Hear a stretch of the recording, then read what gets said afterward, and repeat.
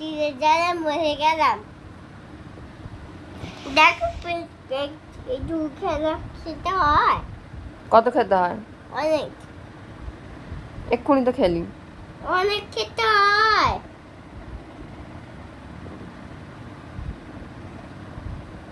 অনেক খেতে হয়। কি খাবি এখন? এখন মাছ আছে। আর কি? আর আলু ভাজা আছে। আর আর মাংস আছে। মাংস? হ্যাঁ। আর মাংস কি ঝাল? না, মাছ আলু ভাজা ডিম আর